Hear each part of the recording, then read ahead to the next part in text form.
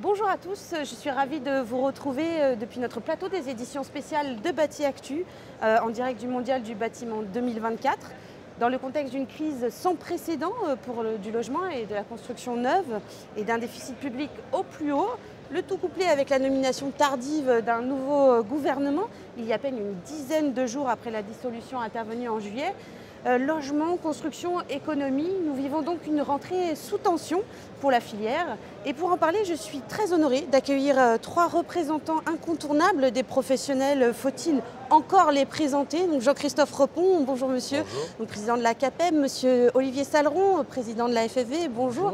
Et monsieur Christophe Millet, président du Conseil national de l'Ordre des architectes. Bonjour. Merci à tous les trois d'être là. Je le disais, le contexte est quand même très particulier, encore plus aujourd'hui finalement, puisque donc on a une nomination tardive du gouvernement et le Premier ministre Michel Barnier s'est exprimé à la tribune il y a quelques instants, à la tribune de l'Assemblée nationale pour sa déclaration de politique générale. J'aimerais avoir pour un premier tour de table votre état d'esprit actuel. On voit que finalement le casting ministériel a été plutôt bien accueilli, en tout cas pour les personnalités qui visent notre secteur. Et puis le discours qu'on vient d'entendre, finalement, il s'est passé plein de choses. Monsieur Repon, peut-être que pour commencer. Il donne des perspectives. On est un peu rassuré sur quelques points qu'il a abordés, notamment la partie ruralité, à proximité, la partie transition écologique avec visiblement un maintien du pourtour, avec le primo-accédant. Il y a quelques mots qui nous sonnent. Après, comment tout ça se mettra en musique, c'est important de le voir. Le PTZ, la simplification aussi qui a été nommée, le patrimoine qui est aussi un élément essentiel. Donc il y a quelques éléments dans son discours qui nous rassure un petit peu. Maintenant, il va falloir construire ce chemin. Il y a aussi demain la ministre du Logement qui vient sur Batimat. Donc on va continuer à construire. Oui, ce sont des signes qui nous rassurent un petit peu. Il reste encore, me semble-t-il, à construire cet équilibre et budgétaire et politique qui est important. Mais les éléments aujourd'hui pris comme ça à la volée du discours de politique générale peut rassurer, je pense, une partie du secteur. Monsieur Saleron, oui, vous avez entendu les mots-clés que vous attendiez finalement? Oui, bien sûr. Nous, dans cette nomination des ministres et du Premier ministre, on était, j'allais dire, plutôt confiants. C'était maintenant ou jamais, en fait.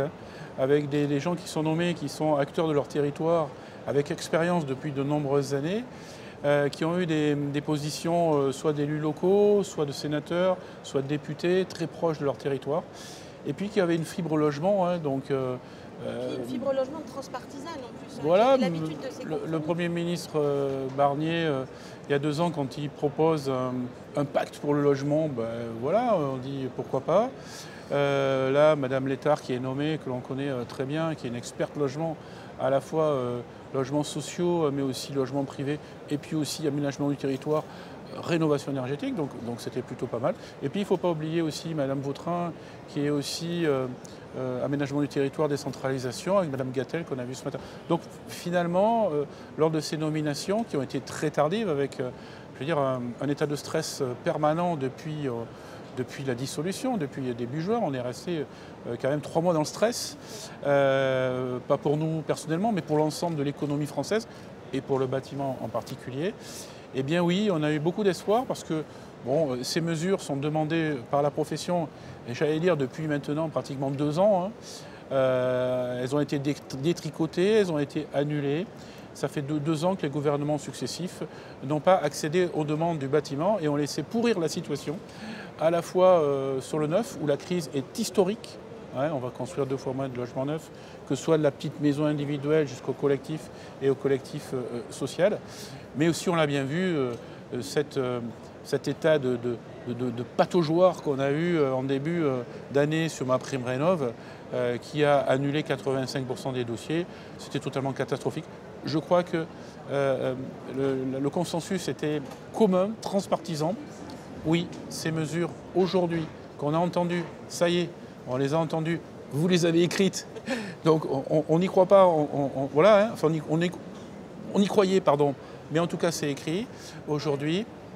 Prêt à taux zéro sur l'ensemble du territoire, on va vraiment regarder si c'est vraiment effectif et que ce ne soit pas élimé un peu de partout en excluant ceci, cela. Non, il faut vraiment un plan très concret. On va peut-être y revenir. La rénovation, mais aussi il y a une parole, alors même si on n'y croyait plus trop, et et on va se battre là-dessus, mais il ne faut pas qu'on soit trop gourmand non plus, mais on va évidemment porter tous nos efforts dessus. J'ai entendu de la part de M. Barnier le mot investissement locatif. Oui, mais on n'a Qu'est-ce pas que ça encore veut dire? su encore ce qui allait être Mais en tout cas, tout avancé. ça va dans le bon sens. On va revenir sur les mesures, peut-être quand même votre mot à vous, votre état d'esprit. Finalement, on a quand même aussi entendu parler de territoire et c'est un mot qui vous tient à cœur.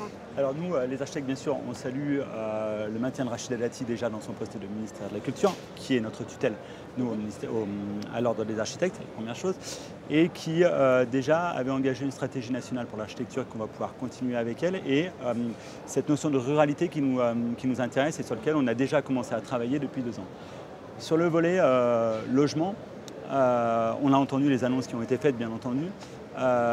Pour autant, on est aussi en attente des réactions des acteurs, autres que les acteurs politiques nationaux, puisqu'aujourd'hui, on le redit, mais on produit du logement qui est trop cher, qui ne dégage pas de marge pour les entreprises, encore moins pour les architectes, qui est petit, qui est consommateur de foncier et qui est émetteur de CO2.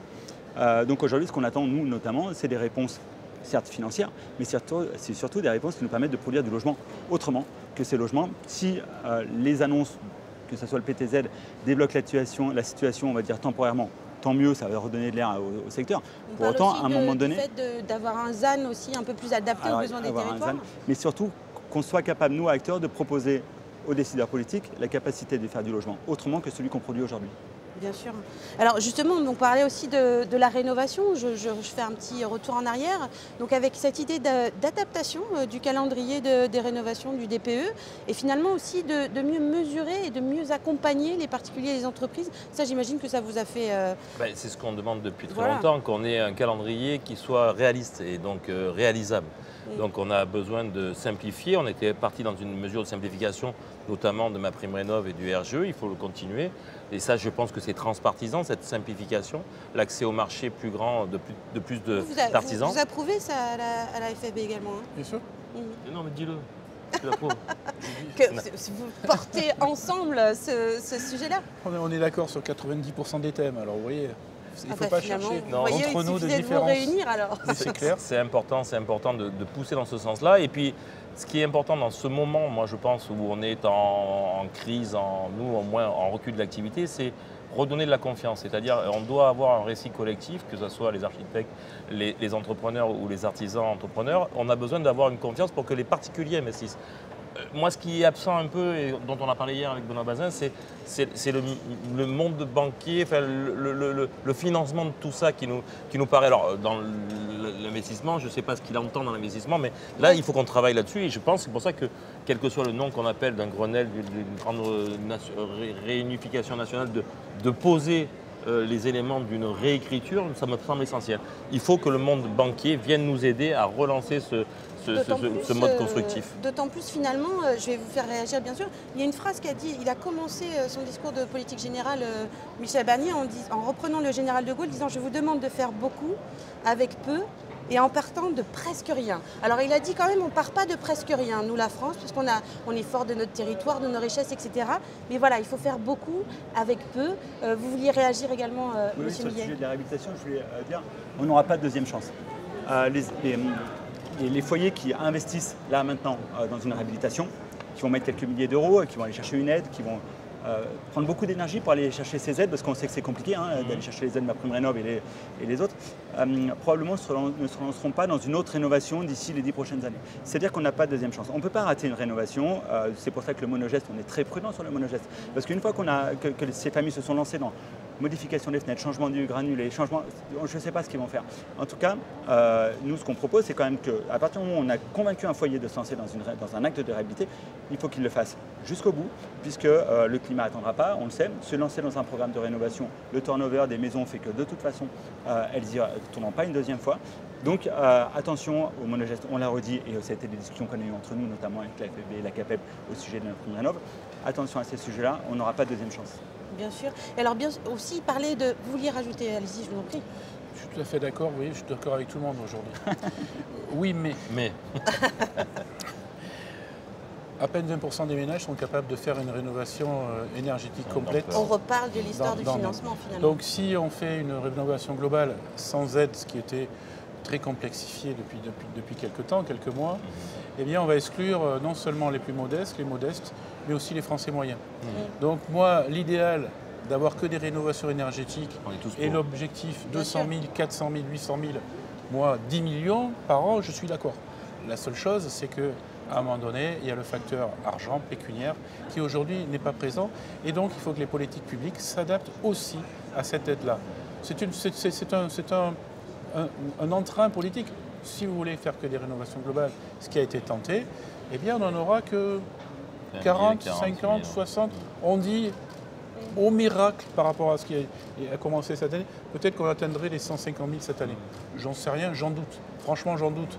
Le 30 septembre, le 1er octobre, j'en doute cette année. Donc voilà, soit on veut rénover la plupart des logements, pas les passoires thermiques, bien sûr. Moi, plombier chauffagiste, je ne vais pas coller une pompe à chaleur dans une passoire thermique avec une étiquette horrible. Évidemment qu'il faut avoir ce raisonnement-là. Et ça peut être contrôlé facilement par l'ANA ou autre, et c'est le cas aujourd'hui. Mais en tout cas, moi je ne suis pas tout à fait d'accord. Ce parcours progressif dans la rénovation énergétique, on fait ceci, on fait l'isolation, et 3-4 ans après, on fait la pompe à chaleur ou autre, mais je crois que les Français, avec non seulement des aides, mais des aides peut-être progressives, il y a des choses à inventer, pourront peut-être le faire. Bonifier en fin de parcours. Il nous faut une petite carotte pour remplir le panier de course, c'est ce que je dis souvent. Bonifier et être mieux accompagné finalement. L'accompagnateur Rénov', il est en place aujourd'hui. Il y a aussi ces étapes donc, petit à petit. Attention, on l'a vu, la rénovation énergétique, je veux dire, à grande échelle, hein, elle date de que quelques années. Avec tout ce qu'on a vécu depuis, on ressasse, mais c'était qu'il y a 4 ans, toutes les crises successives, on ne va pas arriver à sauver la planète en 3 ou 4 ans. Donc même en 2050, ça va être compliqué. Donc il faut aller encore plus. Déjà qu'on est les champions du monde de la construction neuve au niveau environnemental, la rénovation énergétique, on est vraiment lancé dedans. Il faut qu'il y ait un plan sur plusieurs années, sur 4, 5, 10 ans. Ça serait trop beau, on sait qu'on n'y arrivera pas. Mais en tout cas, voilà. Avec des moyens derrière, ou en tout cas, modifier à la marge à chaque fois. Là où on a une opportunité à saisir, nous, professionnels du bâtiment, c'est qu'une rénovation, quand on la prend que par le biais de l'énergie, effectivement, moi je suis tout à fait d'accord avec ce que vous dites. Si on la prend par le biais de l'usage, c'est-à-dire à un moment donné, quand on est sur les lotissements, qu'on est capable, plutôt que de proposer une rénovation énergétique, de proposer une petite extension pour mettre une dame, un monsieur qui est veuf, qui est dans sa maison de 85 mètres carrés, qui ne sert plus, qui a servi pendant des années, mais sur lequel on est capable de faire un petit projet avec un financement adapté pour qu'ils vivent dans 30, 40, 50 mètres carrés à côté, et qu'on libère la maison pour une famille, crise du logement, une famille. C'est-à-dire on est capable, à mon sens quand même, de réfléchir le sujet de la rénovation thermique, aussi par l'usage, et pas seulement par le... C'est moins rapide, c'est plus spécialisé, il faut être le plus proche des ménages. Mais je leur ai dit, on n'aura pas des besoins des territoires, parce que finalement une rénovation elle ne se fait pas aussi pareil partout. Et on le voit aussi, donc il y a cette volonté de territorialiser aussi ces besoins, d'identifier aussi un petit peu plus. Ça c'est un signe fort qui me semble nous va tous en reparlant du territoire et de la responsabilité du territoire, notamment dans la spécificité de la construction selon les territoires. Ça c'est intéressant parce que interdire l'artificialisation des sols sur l'ensemble du territoire, alors qu'il faut prioriser, enfin il faut mettre le logement à côté de l'emploi si possible et non pas faire du logement où il n'y a pas d'emploi. Donc il y a une raison, me semble-t-il, politique intéressante qui nous va bien, d'intelligence territoriale tout en ayant un plan national. Donc ça cadre dans nos points de vue, enfin dans le point de vue de la CAPEF c'est sûr, et on a besoin de ce côté ruralité, de ce bon sens de la ruralité, si je peux me permettre, qui doit permettre aux politiques, donc aux politiques locales, d'avoir son mot à dire sur la politique de la construction en territoire. Bien sûr, peut-être alors le temps nous presse, hein, mais peut-être un dernier mot, on est sur le mondial du bâtiment, c'est aussi le temple de l'innovation. Voilà, est-ce que c'est là aussi par l'innovation que le secteur va avancer, innover sur les parties financières, innover sur les parties constructives, innover sur nos façons de travailler. Ça, j'imagine que pour vous, c'est un message fort aussi à apporter aujourd'hui, Monsieur Saleron. Oui, bien sûr, je crois qu'on y travaille tous. Il n'y a que ceux qui ont la tête sous l'eau qui ne voient pas les efforts que l'on fait, toutes les commissions qu'on peut créer d'ailleurs tous ensemble, et toute l'innovation, même à la limite l'innovation c'est devenu un mot désuet, on ne sait plus très bien ce que ça veut dire, mais vous l'avez dit, par les usages, par la réglementation que l'on a calculée, que l'on a mis en place, mais aussi voilà, qu'on a digéré aujourd'hui, la Euro 2020, je le répète, on est champion du monde là-dessus, aussi sur tout ce qui est bien sûr numérique, donc l'intelligence artificielle, mais aussi la construction numérique. Ça tombe bien, on a un champion olympique du bâtiment en construction digitale, donc ça montre aussi au monde entier quand même, hein. Je veux dire, on est reconnu là-dessus, et soyons-en fiers de tout ça. Le dernier WorldSkills. Et puis aussi au dernier WorldSkills, mais aussi le lean chantier, l'organisation, à l'ancienne des chantiers pour lutter contre le gaspillage, mais aussi la sobriété foncière, mais aussi toutes ces choses-là. Et puis, je le dis souvent, en ce moment, c'est le mondial du bâtiment de l'innovation. On a aussi les meilleures entreprises fabricants. Hein, je ne dis pas toujours ça avec eux quand il faut négocier le bout de gras. Hein, voilà. Attention, vous êtes sur Bâti Actu. Hein, exactement. Tout se sait. Quand il y a les négociations, on sait très bien que c'est un peu chaud. Ouais. Mais en tout cas, voilà, on a des très grandes entreprises françaises qui innovent, qui ont des recherches et développements formidables sur tous les produits. On a de belles entreprises de l'ensemble de l'artisanat jusqu'aux plus grandes. Voilà, on a cet état d'esprit français qui est d'innover. On a l'audace des architectes avec d'excellents architectes.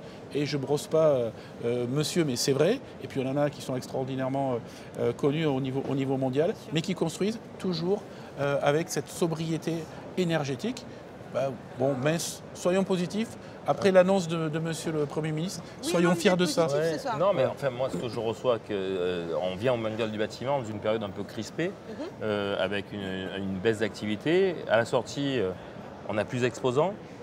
Je ne sais pas, je n'ai pas encore les chiffres, mais je pense qu'en visiteurs, on est aussi assez dynamique. En artisanat, moi, je croise beaucoup d'artisans qui ont plutôt l'envie de travailler, de bien travailler, avec une belle énergie, quoi, je dirais.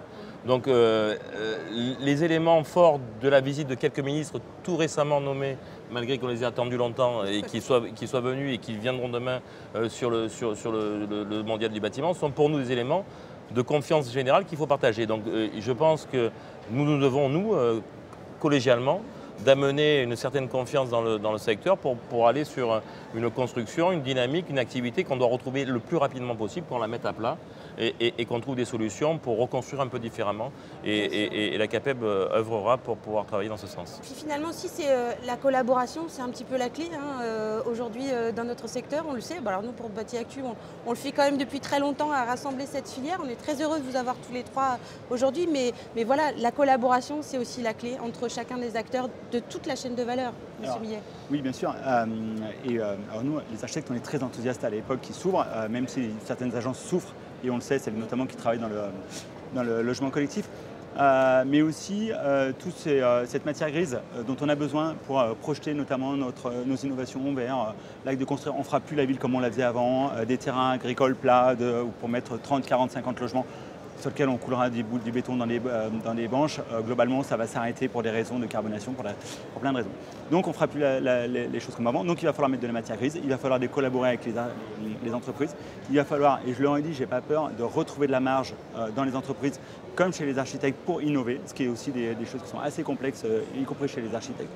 On est plutôt favorable aussi à retrouver de la marge. J'imagine vous aussi. Que ça, c'est important à vous trois mettre moins d'argent dans le logement, dans le foncier, et le mettre plus dans la qualité du bâti, c'est quand même des choses qui nous intéressent. Et puis travailler sur l'innovation, le hors-site, on sort d'une table ronde sur le hors-site, sur lequel l'ensemble des partenaires doivent un peu s'intéresser, puisque la ville, elle est compliquée à faire. L'acceptabilité de cette densité, elle est complexe et je crois qu'il y a des solutions, notamment leur site, mais pas que. Et les filières, bien sûr, biosourcées, géosourcées, les filières de territoire nous attendent, je crois, aujourd'hui beaucoup. Merci beaucoup à tous les trois. Peut-être un dernier mot.